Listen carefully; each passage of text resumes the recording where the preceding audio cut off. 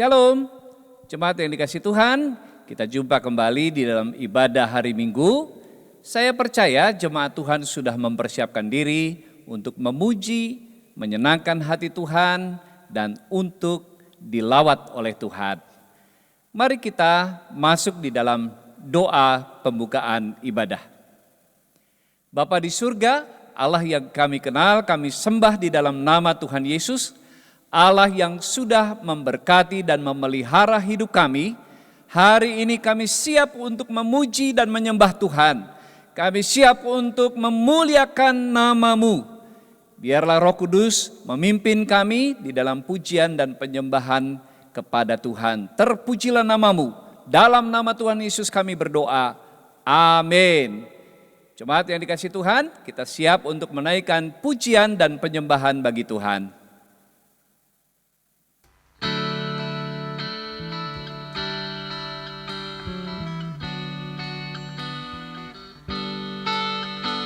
Shalom saudara diaspora yang dikasihi Tuhan. Berkat Tuhan melimpah atas hidup kita, amin. Mari kita bersama-sama memuji Tuhan. Kita mau bersyukur di hadapan Tuhan. Karena minggu ini Tuhan sudah memberikan anugerahnya yang luar biasa bagi setiap kita. Oh, oh, oh, oh, oh, oh, oh, oh.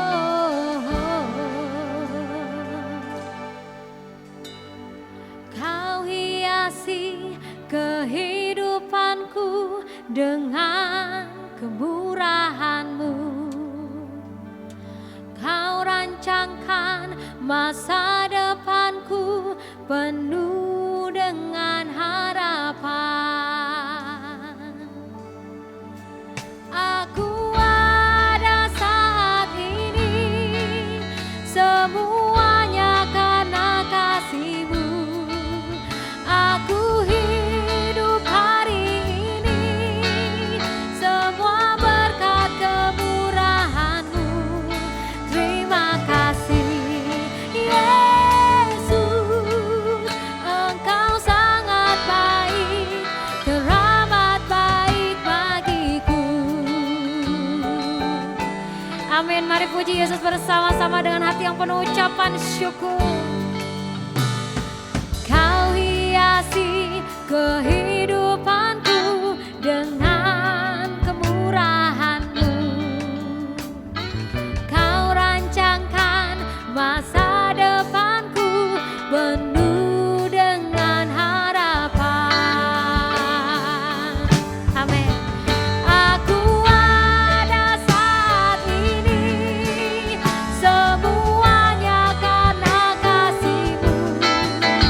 Aku hidup hari ini semua berkat kemurahan-Mu.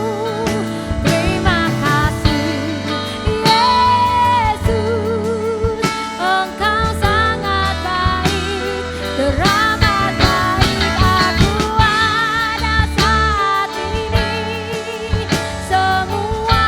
karena kasih-Mu. Aku hidup hari ini semua berkat kemurahan-Mu.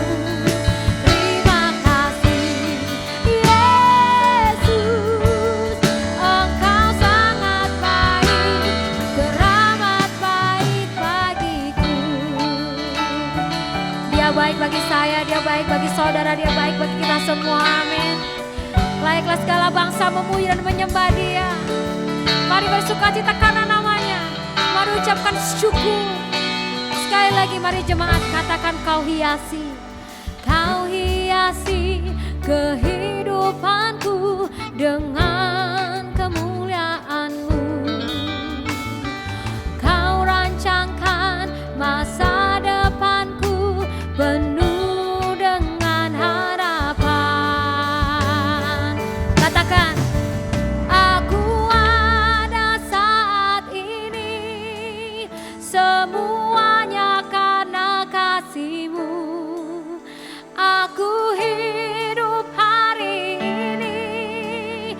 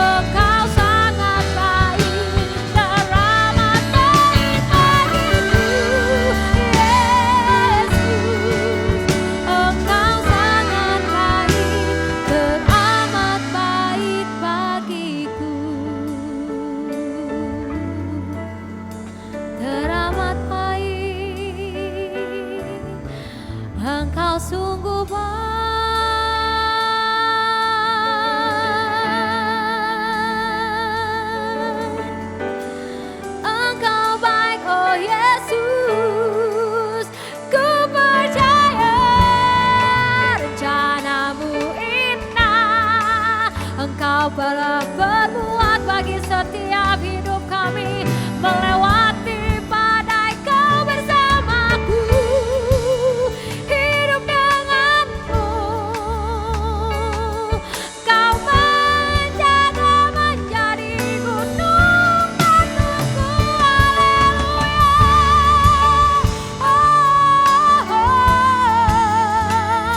Mari sembah Dia, mari berikan kata-kata manis bagi Tuhan kita.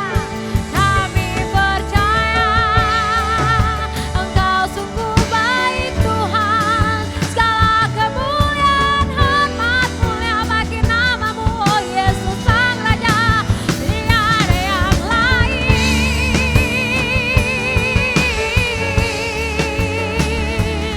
Kami percaya, kami percaya, kami percaya Tuhan. Terima kasih, oh terima kasih. Bagimu segala pujian hormat, tiada yang lain oh Tuhan. Kami bawa segenap hati kami di hadapan-Mu oh Yesus. Terima kasih Tuhan, terima kasih Tuhan. Kami bawa hormat pujian kami bagi kemuliaan-Mu, sembah dan rasa syukur kami bagimu oh Yesus. Terima kasih. Segala pujian hormat kami naikkan di hadapan-Mu ya Tuhan, karena Engkaulah kemuliaan kami, kesukaan kami.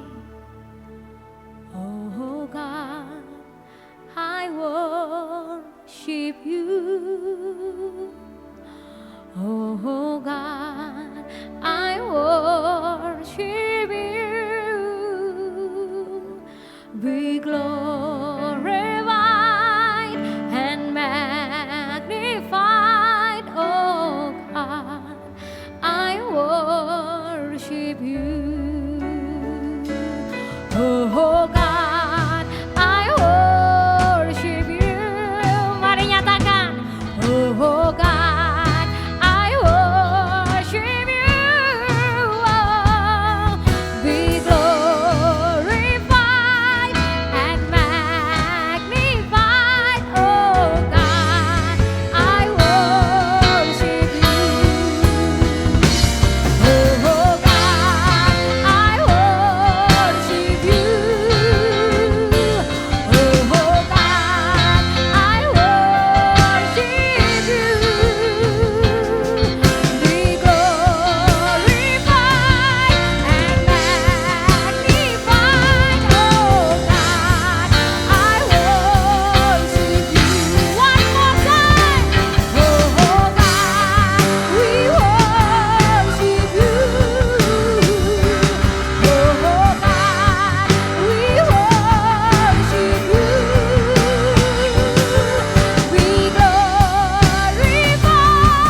and magnified, oh God, we worship you. Amen. Be glorified and magnified, oh God, we worship you. Say one more time. Be glorified and magnified, oh God, I worship you. Hallelujah. Praise to the Lord. Haleluya. Segala puji, segala kemuliaan bagi Tuhan yang ada di tempat yang maha tinggi, dan kita percaya katakan amin. Berikan kemuliaan bagi Tuhan. Haleluya. Haleluya. Sukacita bersama dan kita orang percaya amin. Karena kita tahu hanya ada satu-satunya penebus, satu-satunya yang berani menjanjikan bahwa keselamatan ada. Ayo tepuk tangan semuanya berdiri memuji Tuhan.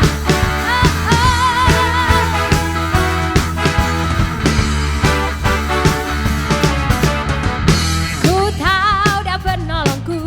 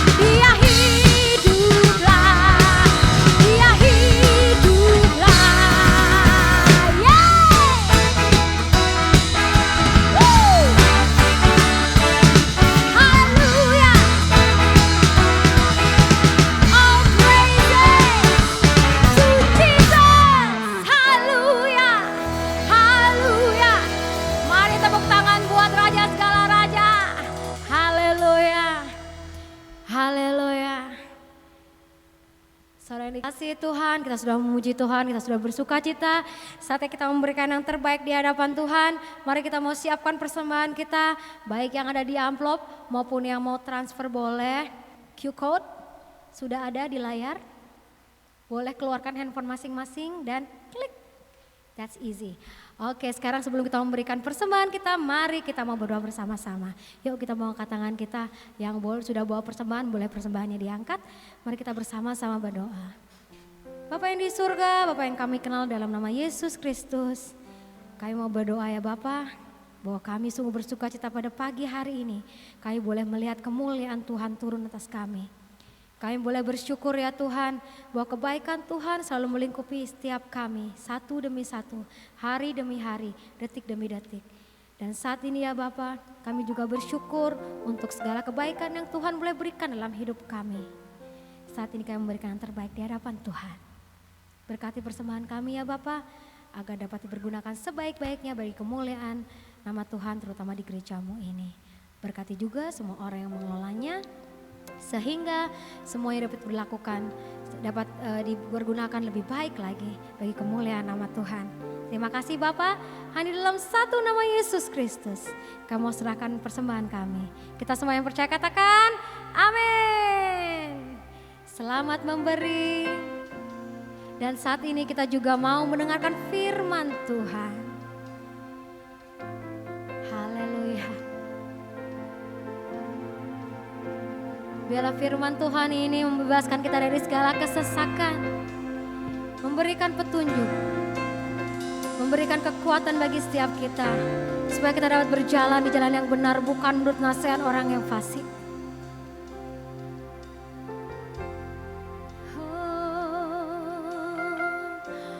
Sujud di altarnya, ku bawa hidupku,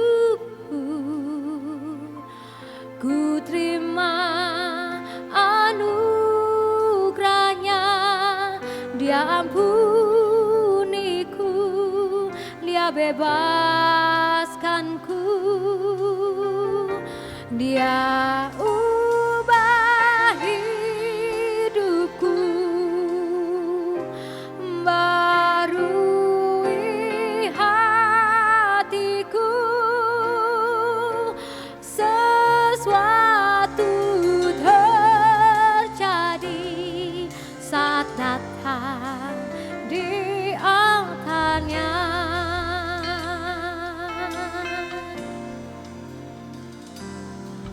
Bila hati terasa berat, tak seorang pun mengerti bebanmu.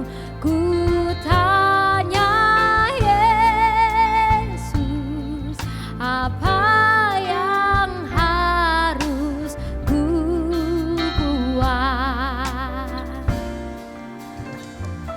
Dia berfirman, mari datanglah. Dia selalu pedulikan aku. Ku datang Yesus, Dia pikul segala bebanku.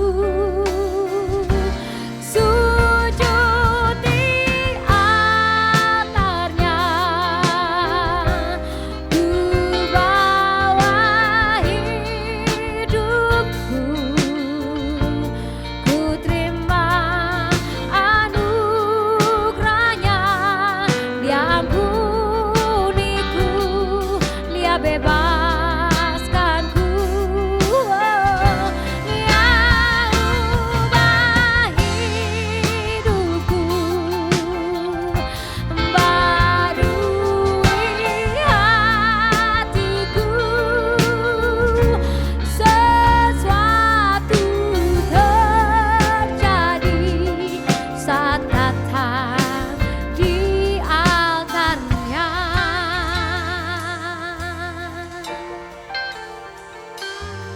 Dia berfirman, mari datanglah. Dia selalu pedulikan aku. Ku datang Yesus, Dia pikul segala bebanku. Oh, sujud di altarnya, ku bawa hidupku, ku terima anugerahnya. Dia ampuniku, Dia bebaskanku. Oh, Dia ubah hidupku, membarui hatiku. Oh, sesuatu terjadi saat datang di altarnya. Sujud di altarnya, ku bawa hidupku, ku terima anugerahnya. Dia ampuniku, Dia bebaskanku. Oh, Dia ubah hidupku, membarui hatiku. Sesuatu terjadi saat datang di altarnya. Oh, sesuatu terjadi, pemulihan terjadi, sesuatu terjadi saat datang di altarnya.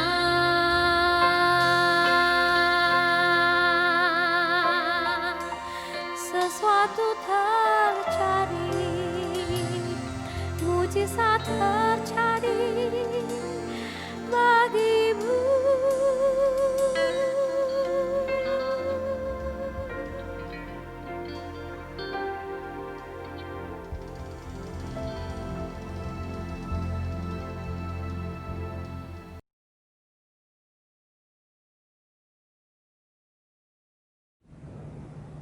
Jemaat yang dikasihi Tuhan, mari kita siapkan hati dan pikiran kita. Kita mohon pimpinan Tuhan dalam mendengar firman Tuhan yang sebentar akan kita nikmati bersama. Mari kita berdoa.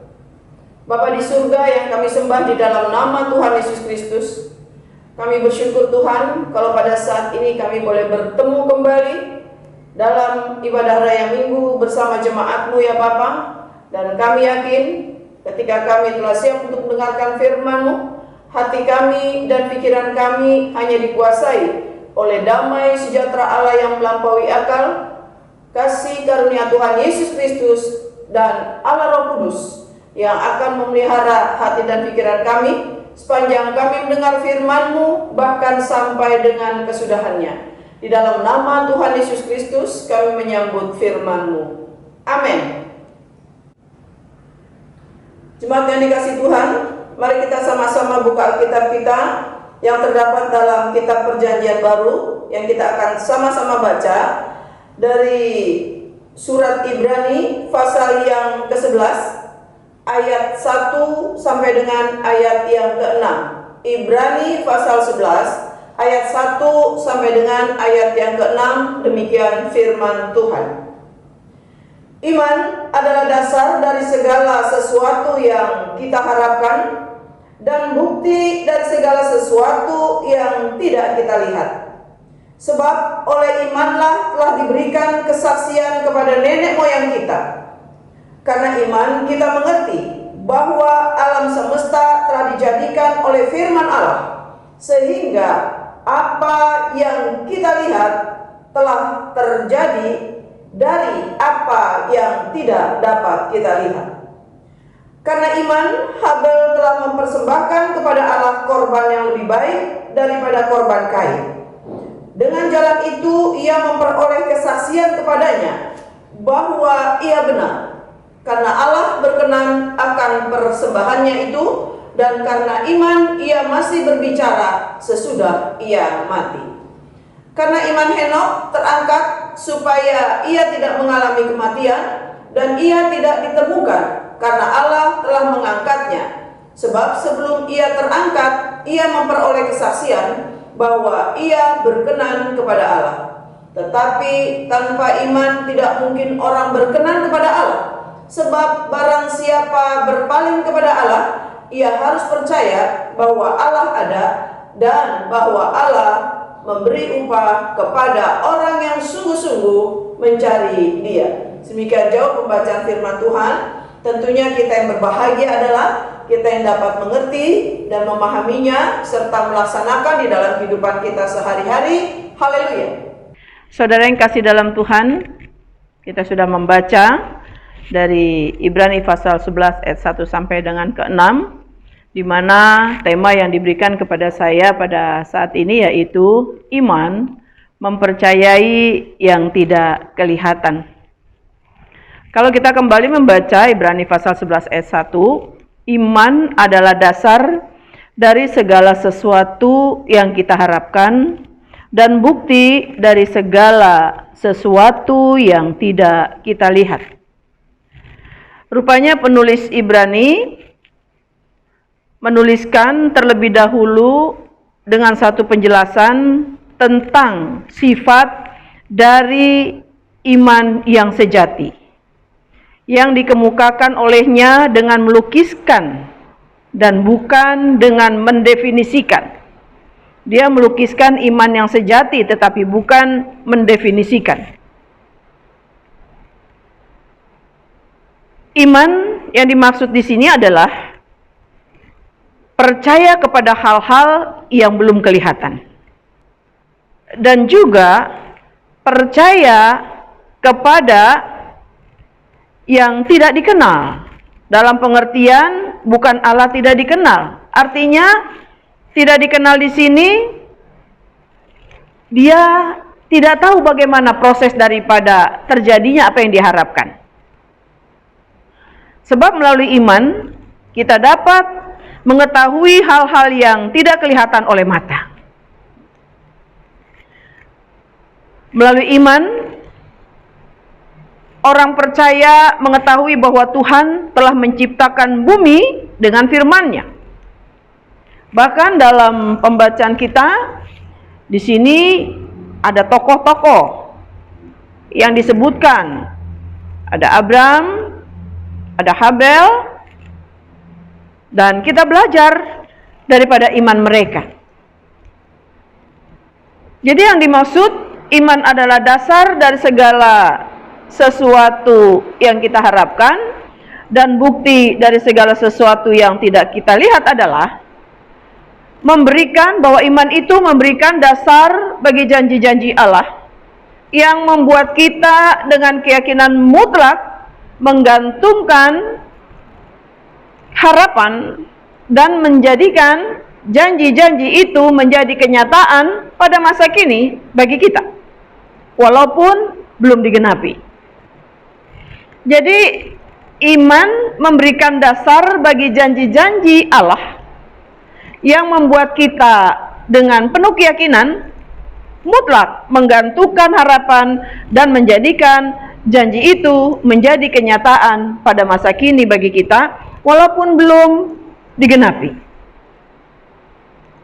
Dan iman juga mempunyai pengertian, yaitu suatu tindakan percaya dan tindakan penyangkalan diri, sehingga orang tidak lagi mengandalkan kebijaksanaan dan kekuatannya sendiri, tetapi semata-mata orang itu hanya melekatkan diri dan menaruh harapannya hanya kepada kuasa dan perkataan Tuhan dengan segala firman yang ia yakini.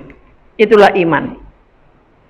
Kalau dari studi kata atau secara etimologisnya, kata benda Yunani untuk iman adalah pistis, yang berarti yakin akan, bersandar pada, atau mempercayai,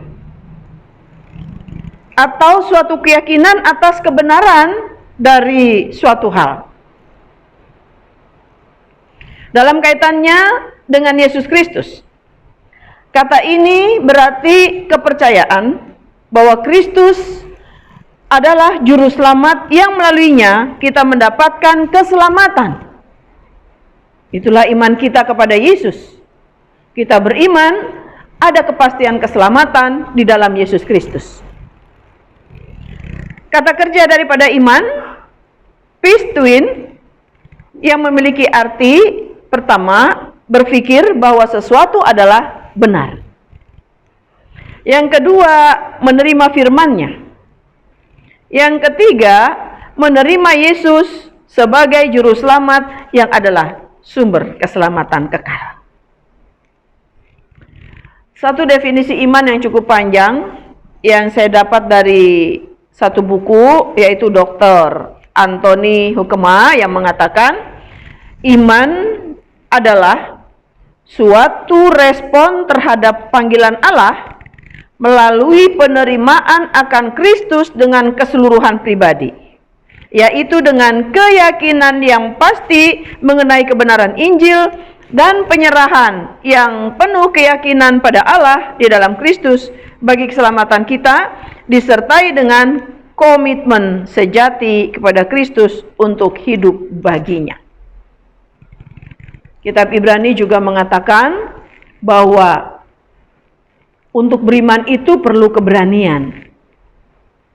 Banyak orang tidak berani percaya. Dia berkata beriman kepada Yesus, beriman kepada Tuhan, tapi pada hal-hal tertentu, pada masalah-masalah tertentu yang secara manusia dia tidak mampu membayangkan bagaimana kesembuhan terjadi, bagaimana pemulihan terjadi, bagaimana perubahan itu terjadi. Kadang-kadang banyak orang tidak berani untuk percaya. Dia lebih mengandalkan kebijaksanaan akal budinya. Dia lebih mengandalkan pikiran-pikirannya.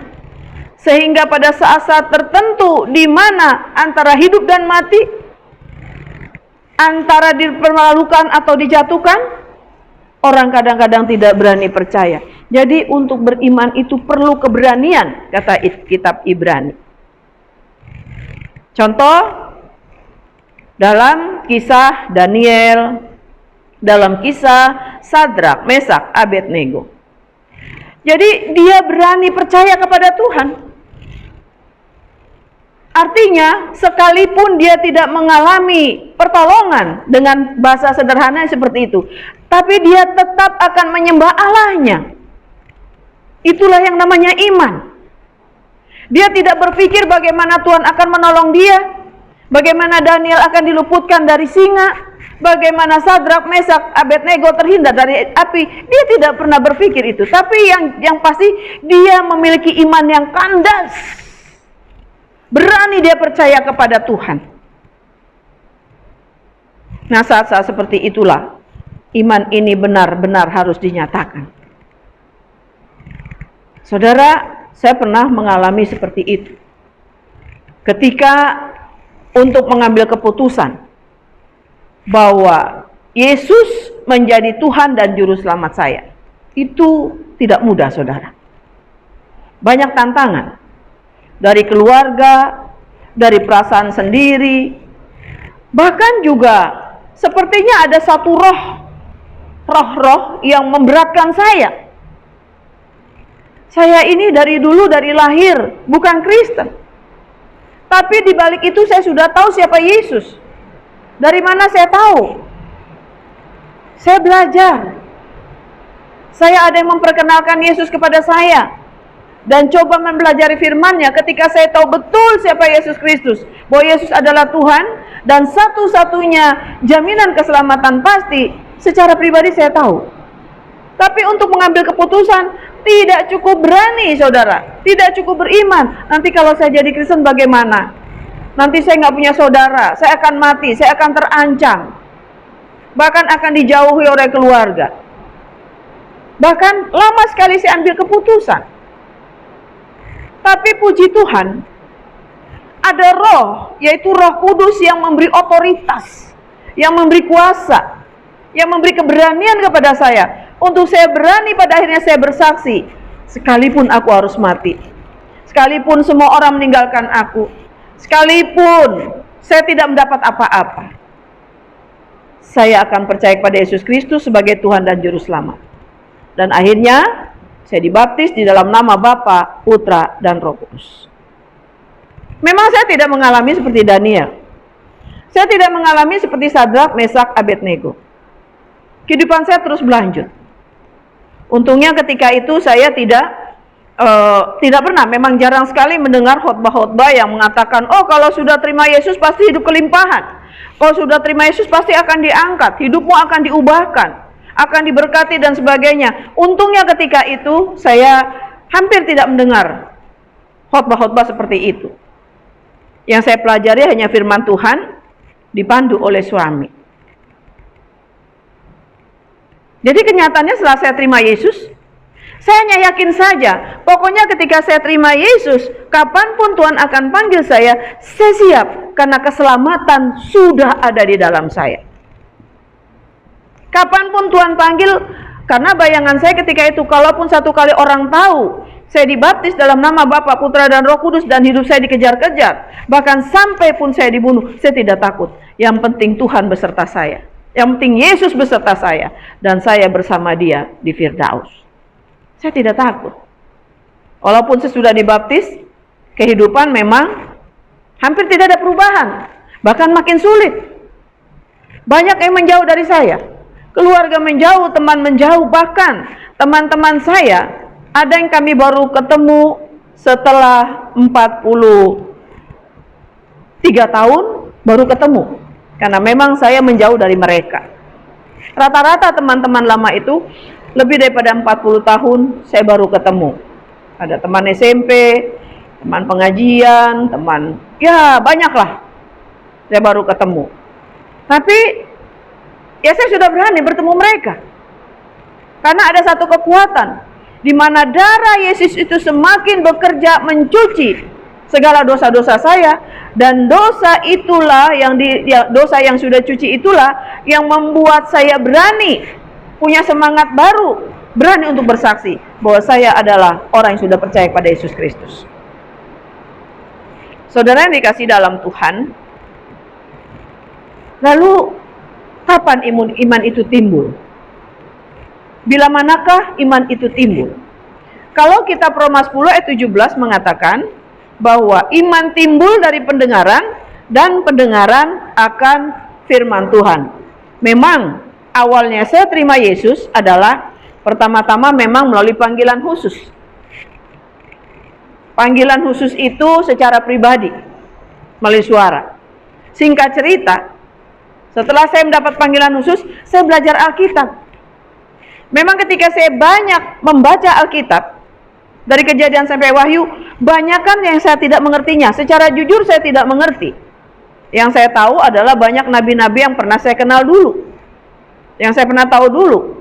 Apalagi ketika saya baca Perjanjian Baru, itu namanya asing-asing. Ada Matius, Markus, Lukas, ada Paulus, ada Timotius. Wah, itu asing. Tapi bukan itu yang saya mau katakan.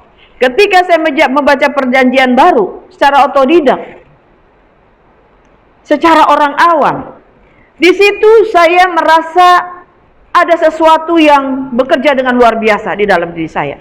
Ketika saya membaca Alkitab itu, ada mulai timbul kepercayaan bahwa ternyata Yesus itu Tuhan. Yesus itu juga mencipta. Bahkan Yesus itu yang awal dan yang akhir. Yesus itu yang Alfa dan Omega. Berarti dia Tuhan. Lalu kenapa dia jadi manusia? Secara awam saya hanya berpikir, ya suka-suka Tuhan. Tuhan itu maha kuasa. Kalau dia mau jadi manusia, apa susahnya? Tapi kan juga tidak sembarang Tuhan menjadi manusia. Tentunya ada tujuan. Mulailah hati ini berpikir, mulailah saya diberikan pengertian-pengertian ketika membaca firman Tuhan. Ternyata ada satu tujuan di mana Tuhan menjadi manusia. Kalau dalam perjanjian lama kita melihat hampir semua manusia itu memang tidak sempurna. Bahkan kitab Roma mengatakan tidak ada seorang pun yang saleh, tidak ada seorang pun yang benar. Benar, memang semua orang sudah berdosa. Jadi secara awam pula, ketika itu saya tidak mengerti akan Tritunggal. Secara awam pula, secara ya apa adanya saya tahu, saya belajar dari firman Tuhan. Kalau Tuhan turun ke dunia menjelma menjadi manusia, tujuannya apa? Menurut pemahaman saya ketika itu yang sangat awam sekali. Rupanya Tuhan turun ke dunia menjadi manusia. Pertama, dia berkontekstualisasi dengan Tuhan, dengan manusia. Dia mau menjadi serupa dengan manusia. Dengan tujuan, selama ini manusia sudah gagal untuk melaksanakan hukum Taurat dengan genap. Lalu Tuhan turun ke dunia untuk menggenapi. Sebagaimana Matius 5 ayat 17 mengatakan, jangan kamu menyangka aku datang ke dunia untuk meniadakan hukum Taurat. Satu titik atau satu iota pun tidak akan ditiadakan itu, tapi Tuhan akan menggenapinya. Apa arti penggenapan di sini? Secara awam pula saya punya pengertian. Rupanya Tuhan turun ke dunia menjadi manusia untuk memberikan contoh. Begini loh yang saya contohkan secara lahiriah ini, secara manusia menaklukkan hukum Tuhan itu. Sempurna dan genap, tidak ada keganjilan. Bahkan sampai di kayu salib, selesai Tuhan menyelesaikan semua hukum itu. Jadi dengan kata lain, Tuhan turun ke dunia menjadi manusia, ingin memperagakan kepada manusia. Begini loh cara beribadah kepada Tuhan yang sempurna. Sesudah Tuhan selesai melaksanakan karya keselamatannya, dia mati. Tentunya kematian Yesus ini bukan karena dosa, tapi kematian karena apa? Karena menebus dosa kita, karena menaklukkan dosa. Apa yang dimaksud menaklukkan dosa? Sampai dia akhir hayatnya secara manusia, di situ iblis tidak mampu menggoncang Yesus. Maunya iblis, Yesus menunjukkan kekuatannya sebagai anak Allah. Yesus menunjukkan kekuasaannya sebagai Allah. Tetapi tujuan Yesus datang ke dunia bukan untuk menunjukkan itu, tapi justru kedatangan Yesus ke dunia untuk mematikan setan iblis dengan segala kekuatannya. Saya bisa bayangkan kalau Yesus ketika itu mau membalaskan dengan kejahatan, membalaskan kejahatan dengan kejahatan, apa jadinya? Berarti sama juga dong Yesus dengan kuasa dunia. Disitulah saya bayangkan, saya membayangkan ini. Ketika Yesus mati di kayu salib, semua sengat iblis mati, tidak ada kekuatannya. Dan saya bisa membayangkan ketika itu, iblis dari mulai penghulunya, dari mulai rajanya iblis sampai seanak buah sekecil-kecilnya, dia tersipu malu, bahkan takluk mati sengatnya. Karena Yesus ternyata tidak mau melakukan apa yang dikehendaki kuasanya, yaitu membalaskan kejahatan dengan kejahatan. Dari salah satu penjahat yang ada di sebelah kirinya, kalau engkau anak Allah, selamatkan dirimu. Bukan Yesus nggak mau. Kenapa harus dia yang suruh? Yesus datang ke dunia bukan untuk itu, tapi Yesus datang untuk memperagakan kasih yang sempurna di dalam dirinya. Saya kagum, saudara. Saya sangat kagum luar biasa. Tidak ada pribadi yang seperti dia. Bayangkan, orang yang membenci diampuni, orang yang menganiaya diampuni, bahkan disuruh memberkati. Ini sifat yang sangat luar biasa yang harus dicontoh dan diajarkan. Dan Yesus sudah melakukannya sampai dia mati di kayu salib. Banyak celah untuk dia membalas kejahatan dengan kejahatan. Bahkan sangat sanggup untuk dia menggagalkan kematiannya di kayu salib ketika itu. Tapi Yesus tidak mau. Nah, melalui pengenalan akan firman Tuhan itulah mulai timbul kepercayaan saya pelan-pelan. Ternyata inilah Allah yang pengasih dan penyayang. Sungguh-sungguh inilah Allah yang pengasih dan penyayang. Sebagaimana Yohanes 3 ayat 16 mengatakan, karena begitu besar kasih Allah akan dunia ini, maka ia mengaruniakan putranya yang tunggal, supaya setiap orang yang percaya kepadanya tidak binasa, melainkan beroleh hidup yang kekal. Lalu dalam Mazmur 145 ayat 8 mengatakan, Allah itu pengasih dan penyayang. Kalau kita mengenal Allah yang pengasih dan penyayang, apa wujud nyatanya? Kalau cuma Allah memberikan hujan, matahari, oksigen, kehidupan, rezeki, itu mah biasa. Setan juga bisa. Memberikan kecantikan, setan juga bisa. Lalu di sini ada yang spesifik. Ada yang unik dari Yesus. Ada yang unik dari Yesus. Yaitu teladan mengampuninya yang sangat luar biasa. Dia sanggup tapi dia tidak mau membalas. Apa susahnya ketika itu dia datangkan tsunami? Apa susahnya ketika itu dia datangkan hujan api untuk menggagalkan kematiannya di kayu salib? Tapi Yesus tidak mau. Inilah teladan agung daripada Yesus Kristus. Itu sebabnya pengertian iman tadi yang kedua, saya katakan bahwa iman merupakan suatu tindakan keberanian untuk percaya dan tindakan penyangkalan diri, sehingga orang tidak lagi mau mengandalkan dirinya tapi hanya mengandalkan Tuhan semata-mata dan mengandalkan kepada Dia yang ia percayai dengan segala firman-Nya. Itulah saudara, Yesus sudah mencontohkan sampai di kayu salib. Dan setelah saya makin mengerti saudara, benar kalau Roma pasal 10 ayat 17 mengatakan, iman timbul dari pendengaran, dan pendengaran akan firman Tuhan. Lama-lama saya yakin-yakinnya bahwa benar, Yesuslah Allah yang benar-benar pengasih dan penyayang, Allah yang Rahman dan yang Rahim. Wujud nyatanya apa? Dia sudah wujud nyatakan kasihnya, yaitu dengan turun ke dunia dalam rupa anak. Allah yang saya kenal dalam nama Yesus itu benar-benar Allah yang maha pengasih dan penyayang. Allah itu mewujudkan kasih sayangnya yang jelas, yang sudah terbuka di dunia ini kepada manusia. Lebih daripada 2000 tahun yang lalu, Allah menjelma menjadi manusia. Allah berinkarnasi menjadi manusia. Itulah wujud nyatanya. Dia menjadi seorang anak. Dan dia taat sebagai manusia sampai mati. Taat artinya apa? Penuh dengan penyangkalan diri sebagai manusia sejati. Tuhan Yesus juga tentu ketika dianiaya sakit. Ketika dia tidak makan, ya lapar. Ketika diolok-olok, dia tersinggung. Banyak hal yang membuat kesempatan untuk dia membalas. Dan dia sanggup. Tapi dia tidak mau itu.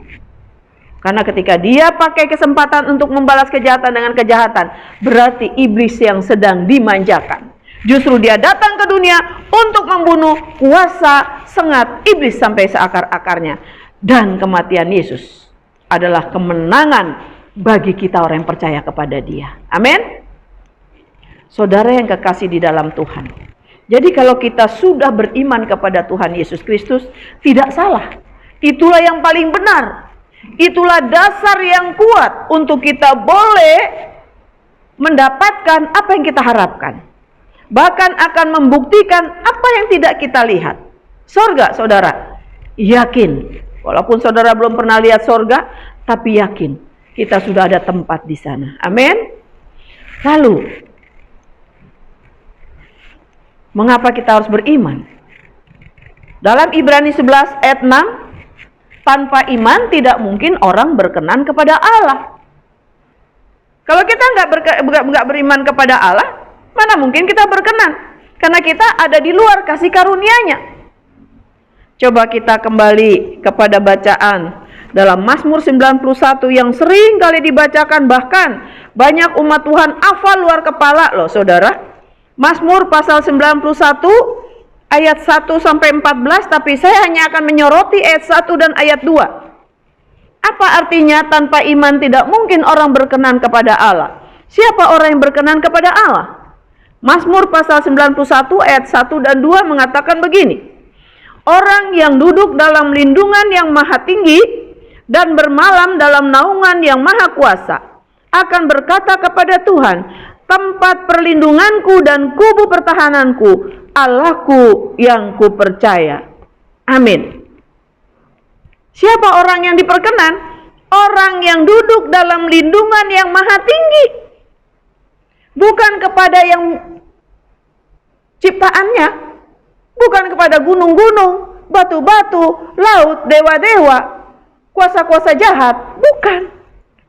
Itu di luar perkenanan Tuhan. Tapi orang yang berkenan adalah orang yang duduk dalam lindungan yang maha tinggi dan bermalam dalam naungan yang maha kuasa akan berkata, tempat perlindunganku dan kubu pertahananku, Allahku yang kupercaya. Ini adalah pernyataan iman. Maka hasil daripada iman itu, kita lihat. Sampai dengan ayatnya yang ke-16. Diluputkan dari penyakit sampar, penyakit menular, malapetaka tidak akan menimpa. Bahkan malaikat Tuhan diperintahkan untuk menjagainya.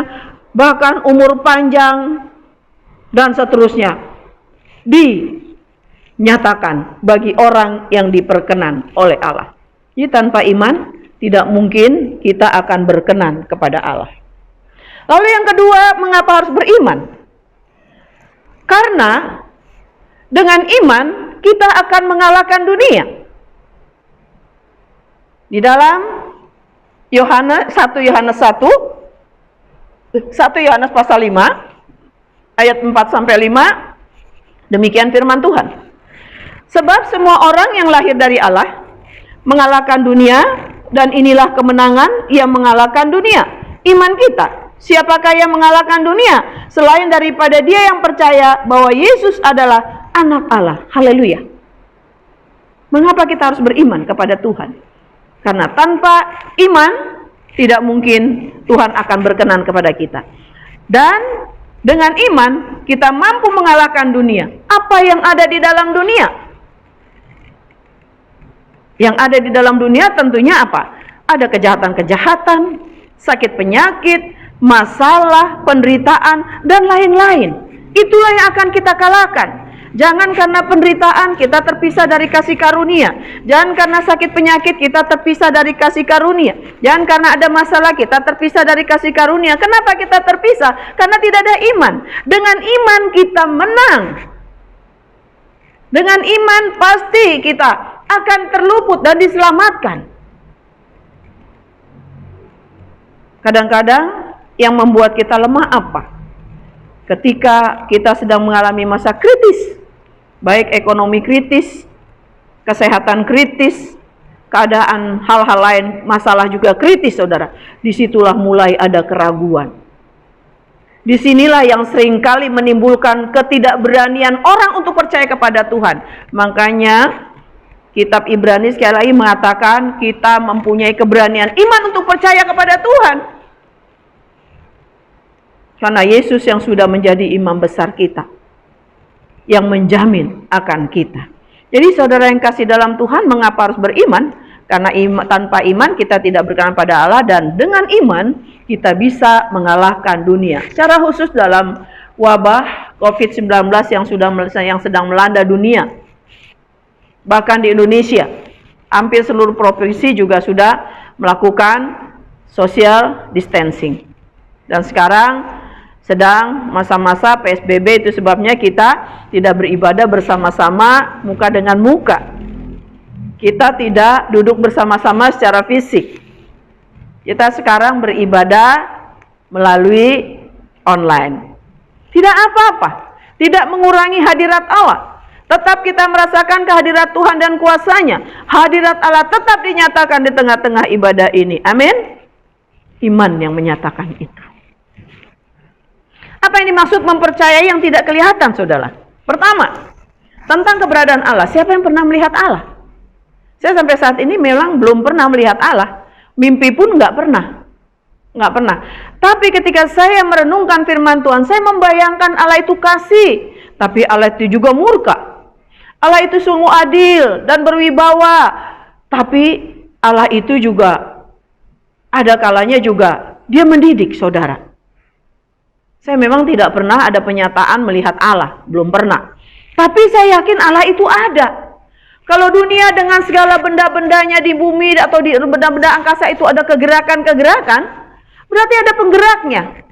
Berarti kalau ada bumi, ada benda-benda lain di ruang angkasa, berarti ada yang menciptakannya. Saya percaya akan keberadaan Allah itu. Saya sangat yakin. Berarti kalau ada sesuatu, ada yang menciptakan. Tidak mungkin dia tumbuh dengan sendirinya. Tidak mungkin. Tidak mungkin ada dengan sendirinya. Itu sebabnya dengan pemahaman ini, saudara, tentang keberadaan Allah, kalau kita percaya bahwa Allah itu ada, artinya hidup kita bisa tenang. Kenapa tenang? Dalam keadaan sakit, kita tenang karena Tuhan beserta kita. Dalam keadaan kita mengalami krisis keuangan, kita tenang. Yang penting Tuhan beserta kita. Dalam keadaan kita banyak orang yang tidak suka barangkali, kita mengalami sanksi-sanksi sosial. Kayak saya pernah ketika saya terima Yesus itu, saudara, banyak sekali yang meninggalkan. Tapi saya tenang. Aku tidak takut Tuhan, yang penting Tuhan besertaku. Ketika aku merasa teraniaya dan dibuat secara tidak adil oleh orang-orang tertentu, bahkan orang Kristen, saudara, saya tetap tenang, yang penting Tuhan besertaku. Sebetulnya secara manusia ada juga niatan untuk membalas, tapi Tuhan tidak pernah izinkan sampai saat ini untuk tubuh saya, mulut bibir saya, hati saya, pikiran saya untuk membalaskan kejahatan dengan kejahatan. Walaupun ada juga niat, tapi Tuhan tidak izinkan. Sehingga saya tidak dikotori oleh kejahatan orang lain. Orang lain jahat, tapi saya tidak mau jahat karena kejahatan orang. Walaupun secara dunia itu adil. Walaupun secara manusia itu tidak apa-apa kata orang dunia, tapi bagi Tuhan apa-apa. Karena ada firman-Nya, kita harus mengampuni orang membenci, bahkan memberkati orang menganiaya kita dan membenci kita. Itu hukum kasih. Kalau kita sayang kepada orang yang sayang kepada kita, itu biasa. Iblis juga punya persekutuan sendiri. Binatang juga saling mengasihi. Tapi kan kita bukan iblis. Kita bukan makhluk lain. Tapi kita yang diciptakan sesuai dengan peta dan teladan Allah. Kejadian 1 ayat 25. Kita diciptakan sesuai dengan gambar Allah. Sifat-sifat ilahi, karakter Kristus harus ada pada kita. Apa itu? Kasihnya. Kasih Allah, kasih Yesus harus ada di dalam diri orang percaya. Dan itu proses. Tergantung kualitas iman. Sejauh mana kita beriman pada Tuhan, pasti attitude, karakter, perilaku, semua pasti akan mengikuti. Jadi, saya mempercayai yang tidak kelihatan. Yang pertama, saya percaya ada Allah. Dan ada kuasanya. Dan Allah selalu beserta saya, Immanuel. Bagaimana Tuhan Yesus juga berkata kepada Thomas. Dalam Yohanes 20 ayat 29b mengatakan, berbahagialah mereka yang tidak melihat, namun percaya. Saya walaupun tidak pernah melihat Allah, saya tidak pernah mendapat penyataan gambar segala macam, saudara. Tapi yang saya rasakan ketika saya komit untuk terima Tuhan Yesus sebagai Tuhan dan Juru Selamat, saya merasa ada sesuatu yang beda dalam diri saya. Ada keberanian dan damai sejahtera Allah yang tidak pernah saya miliki sebelumnya. Artinya, saya disanggupkan untuk hidup tenang walaupun hidup teraniaya. Walaupun hidup terancam. Saya sangat yakin Tuhan selalu ada di dalam diri saya. Lalu yang kedua, mempercayai yang tidak kelihatan, yaitu hal-hal yang akan datang kita tidak tahu apa yang terjadi. Tapi belajar daripada iman Abraham. Pertama, ketika Abraham dipanggil keluar dari negerinya, pergi ke tempat yang ditunjukkan, yang dia tidak tahu. Dia patuh, dia pergi. Dia tidak berpikir, Tuhan aku kan udah berhasil di sana, kenapa aku keluar ke negeri yang aku tidak tahu? Abraham patuh. Ternyata Abraham diberkati karena dia taat kepada Tuhan. Bahkan Alkitab mengatakan Abraham sangat kaya. Lalu yang kedua, Tuhan pernah berjanji sampai masa tua. Bahkan secara manusia tidak mungkin dia punya anak, istri sudah mandul. Tapi Abraham taat akan firman Tuhan. Tuhan berjanji, dia percaya. Pada akhirnya imannya itu membuktikan apa yang dia tidak lihat. Imannya itu membuktikan apa yang diharapkan. Ternyata kalau Tuhan berjanji akan memberkati keturunannya, terjadi Ishak lahir di masa tuanya. Bahkan di masa yang tidak mungkin secara manusia, Abraham dan Ishak punya anak. Lalu yang ketiga, ketika Abraham sudah punya anak, ini yang sangat miris sekali. Kenapa saudara? Udah anak lama ditunggu, lahirnya mujizat pada masa tua. Tuhan suruh sembelih, saudara. Waduh, siapa yang sanggup seperti ini? Di dunia ini saya belum dengar ada satu cerita. Bahkan mungkin saudara dan saya juga tidak sanggup. Ini perlu tanda nih. Ini suara Tuhan atau suara siapa nih? Terus mungkin bolak-balik tanya, berdoa bolak-balik, berdoa minta tanda. Ini suara Tuhan atau suara siapa nih? Tapi Abraham, dia sangat taat. Apa kata Tuhan? Kasih sebagai korban persembahan. Abraham mau.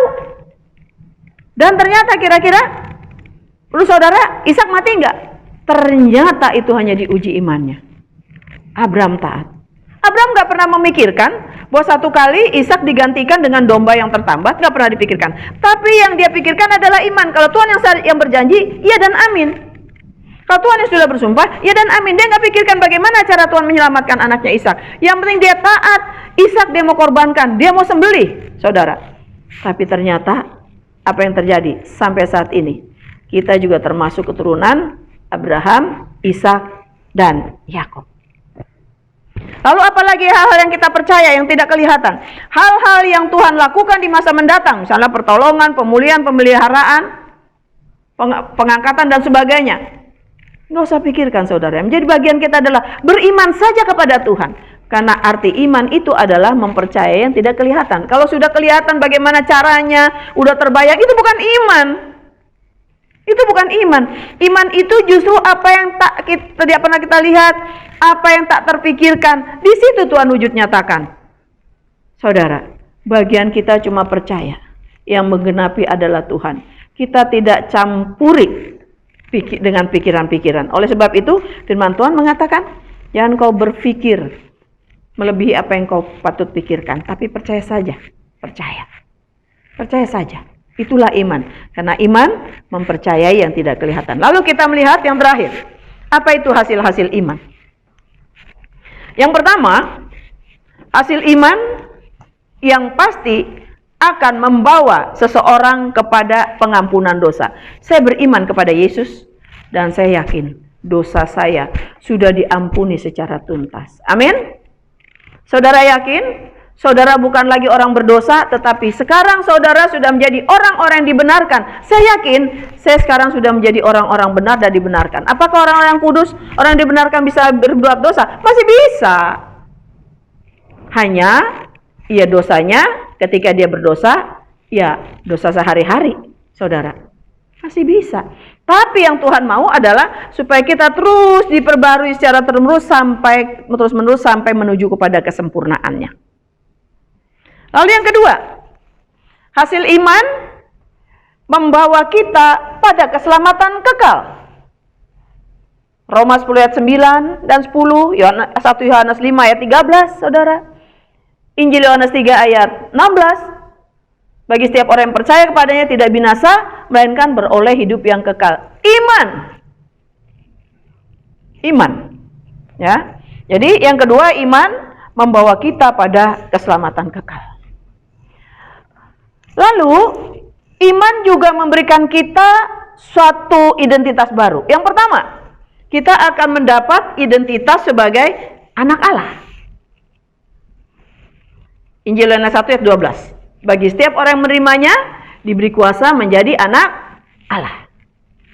Yang kedua, kita menjadi ciptaan baru. Kita bukan manusia lama lagi yang dibelenggu oleh dosa, yang diperhamba oleh dosa, yang dikuasai dosa. Tetapi dosa sudah bisa kita kalahkan karena sekarang yang berkuasa dalam diri kita adalah Roh Kudus. Sehingga yang kita maui adalah kehendak Roh Kudus, kehendak Yesus, kehendak Allah Bapa, bahkan kehendak iblis kita kalahkan. Itulah akibat daripada iman, hasil daripada iman. Kita menjadi ciptaan baru. Yang lama sudah berlalu sebagai manusia berdosa, dan kita sekarang sebagai orang-orang benar, orang-orang yang sudah dibenarkan dan diampuni dosanya. Lalu yang keempat, kita menjadi orang benar di dalam Kristus. 2 Korintus 5 ayat 21. Kita bukan lagi orang berdosa, seperti tadi saya katakan.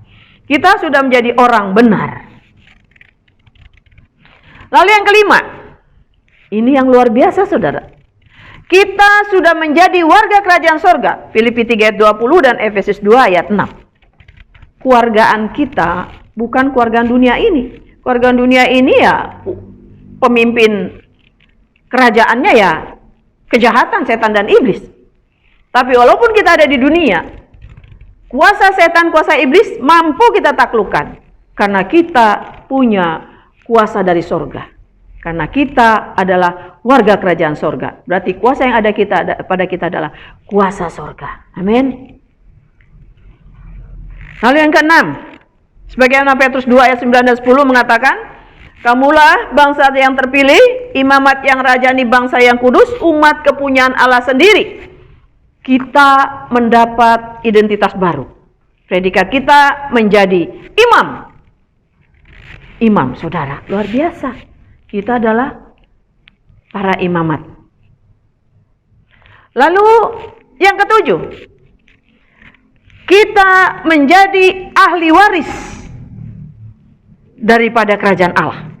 Galatia 4 ayat 7. Kita menjadi ahli waris.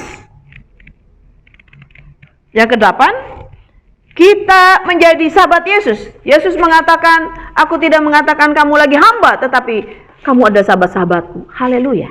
Saudara, sifat sahabat itu begini. Kadang-kadang kita bicara dengan saudara tidak seterbuka dengan sahabat. Dengan mama papa kita juga karena ada segannya, kita tidak terlalu terbuka. Kita lebih terbuka kepada sahabat. Yesus sangat luar biasa. Dia adalah Tuhan, pencipta, dia yang Alfa dan Omega, dia raja di atas segala raja. Tapi dia mau menjadi sahabat kita yang dulunya kita orang berdosa. Tapi dia mau menjadikan kita sahabat. Artinya apa? Sebagai sahabat, dia siap membuka hati, membuka tangannya lebar-lebar untuk menampung segala keluh kesah dan curahan-curahan hatinya.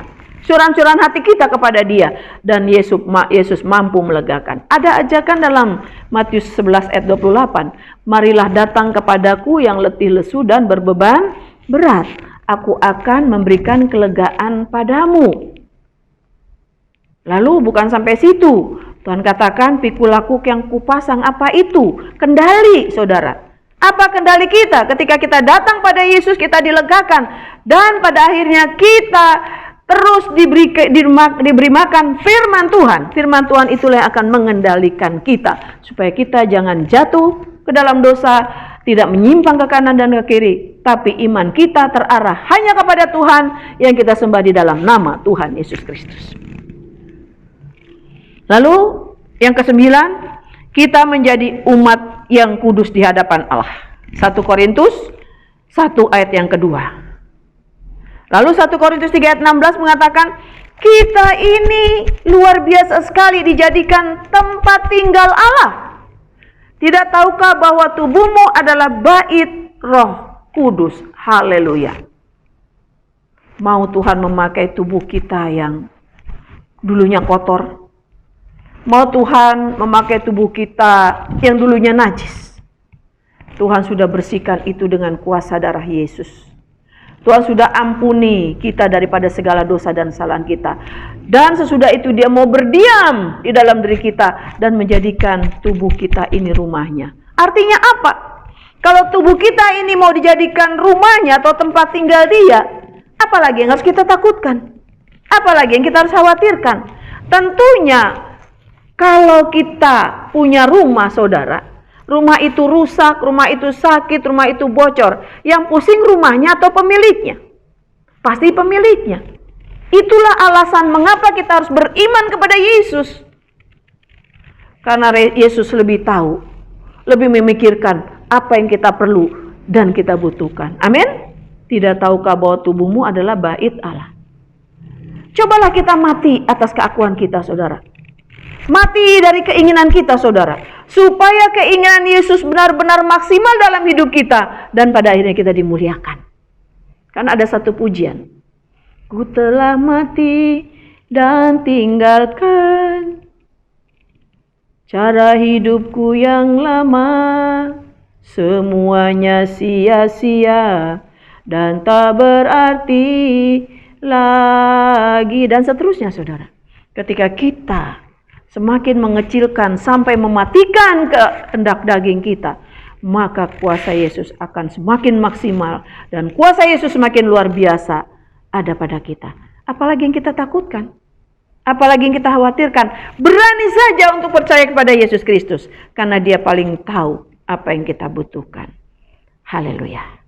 Jadi saudara yang kasih dalam Tuhan, apa alasan untuk kita tidak beriman? Apa yang membuat kita tidak sungguh-sungguh beriman kepada Yesus? Kalau saat ini ada kekhawatiran yang sedang menguasai hati dan pikiranmu, ada kecemasan, ada kebimbangan yang menguasai hati dan pikiranmu, ada rasa ketakutan yang menguasai hati dan pikiranmu, saat ini berdoa di dalam nama Tuhan Yesus Kristus, dan kembali deklarasikan, roh yang ada padaku lebih besar daripada roh yang ada di dunia. Saudara harus menang. Saudara harus bisa kuasai iblis itu. Jangan beri tempat di dalam hati dan pikiranmu, karena dia hanya merongrong imanmu kepada Yesus Kristus. Dia hanya merongrong keyakinanmu kepada Tuhan, sehingga engkau tidak akan pernah mendapatkan apa yang kau harapkan, apalagi melihat apa yang tidak pernah engkau lihat. Mari kita terus beriman kepada Tuhan, Allah yang Maha Pengasih dan Penyayang. Allah yang dahsyat itu pasti selalu berpihak kepada kita ketika kita mau duduk diam. Ketika kita mau berani menyangkal diri, melupakan segala kekuatan kita dan hanya percaya kepada Yesus Kristus dan firman-Nya, maka apa yang kita harapkan pasti digenapi. Apa yang tidak kita lihat akan dibuktikan oleh Tuhan. Amin. Mari kita berdoa. Bapa di surga, terima kasih untuk lawatan-Mu melalui firman Tuhan yang telah kami dengar pada saat ini. Sejauh mana firman Tuhan, walaupun hamba-Mu menyampaikan dengan segala kekurangan dan keterbatasan ya Bapa, tapi kami yakin Roh Kudus yang ada di dalam diri kami, yang ada dalam ruangan ini, akan menerjemahkan lebih jelas lagi ya Bapa, sehingga kami dapat mengerti dan memahami apa yang Tuhan firmankan pada saat ini, sehingga iman kami semakin bertumbuh kepada Tuhan Yesus sebagai Tuhan dan Juru Selamat kami ya Bapa. Dan kami dapat aplikasikan iman kami di dalam kehidupan kami sehari-hari. Terima kasih Bapa di surga, sejauh mana firman Tuhan kami dengar, biarlah kami pahami dan kami mengerti, dan Roh Kudus memberi kemampuan pada kami untuk kami laksanakan itu dalam hidup kami. Dan kami yakin mulai saat ini iman-Mu yang akan menguatkan kami di dalam menjalani kehidupan kami dari sekarang bahkan sampai selama-lamanya. Di dalam nama Tuhan Yesus Kristus kami berdoa dan mengucap syukur atas firman-Mu. Haleluya. Amin. Saya yakin dan percaya setiap jemaat Tuhan di rumah pasti diberkati lewat pemberitaan firman Tuhan pagi hari ini. Terima kasih untuk Ibu Pendeta Sri Supena yang sudah memberkati kita melalui pemberitaan firman Tuhan. Tuhan memberkati pelayanan Ibu dan juga keluarga Ibu. Bapak Ibu yang dikasihi Tuhan, sebelum kita mengakhiri ibadah pagi hari ini, ada beberapa hal yang saya ingin ingatkan bagi kita semua. Gerakan berbagi Rp100.000 masih tetap kita jalankan. Bagi Bapak Ibu Saudara yang ingin memberikan bantuan kepada saudara-saudara kita yang berkekurangan, dapat memberikan donasinya melalui nomor rekening yang tertera di layar kaca Bapak Ibu Saudara, atau juga bisa memasukkan di amplop dan membawanya ke gereja pada waktu kita beribadah. Atau juga bisa mengirimkannya lewat QR Code atau QRIS yang tampil di layar kaca. Bapak Ibu bisa men-scan-nya dan mengirimkan sesuai dengan nominal yang Bapak Ibu ingin berikan. Atas persembahannya kami mengucapkan terima kasih dan Tuhan memberkati. Minggu depan kita akan berjumpa kembali di dalam ibadah awal bulan dan kita akan mempersiapkan diri kita. Jangan lupa minggu depan pada awal bulan minggu pertama jam 9 pagi ibadah sekolah minggu. Jam 10 pagi ibadah raya dan juga jam 4 sore ibadah persekutuan jalan lurus. Kita akan memberikan persembahan kita. Hari ini persembahan kita merupakan persembahan ucapan syukur. Bapak Ibu bisa memberikan atau mengirimkan persembahan sesuai dengan metode yang tadi. Dan mari kita berdoa untuk persembahan kita. Terima kasih Tuhan untuk berkat-berkat yang tercurah di dalam hidup kami. Saat ini kami membawa korban persembahan kami bagi Tuhan. Kami mohon Tuhan memberkati setiap kami yang memberi persembahan karena kami memberi dengan sukacita. Di dalam nama Tuhan Yesus kami berdoa. Amin. Sementara kita berikan persembahan, kita naikkan pujian bagi Tuhan.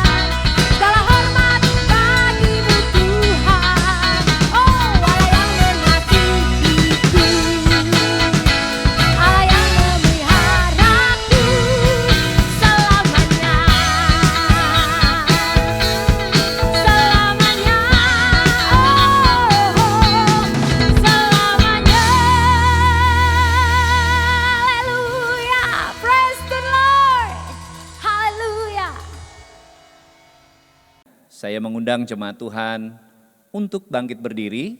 Kita akan menaikkan pujian kepada Allah, beri puji.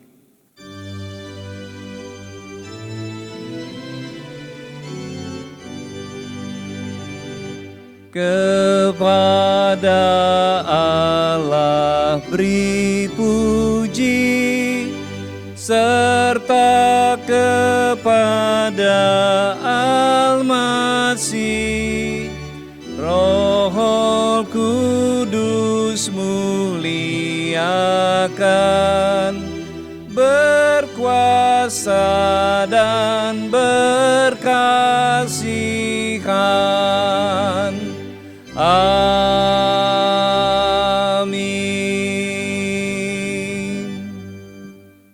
Jemaat yang dikasihi Tuhan, angkatlah kedua belah tanganmu, arahkan hati dan pikiranmu dan terimalah berkat dari Tuhan. Anugerah dari Allah Bapa, kasih di dalam Yesus Kristus, dan persekutuan Roh Kudus menyertai saudara-saudara sekalian dari saat ini sampai selama-lamanya. Amin. Amin. Amin. Amin.